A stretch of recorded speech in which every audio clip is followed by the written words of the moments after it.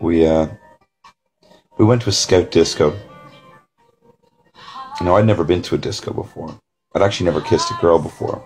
I was a Fridget, as we called them, and really excited for it. Got a new shirt, shined up my shoes, combed my hair. We got there, and I, from the start, just owned that dance floor, man. Circles breaking out, me in the middle, a lot of eyes, a lot of people looking, people chanting my name in a lot of cases. A lovely girl came over to me, and she just said, "Will you meet me?"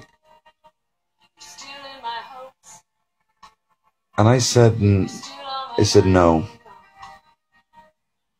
I said no. I've only come here to boogie.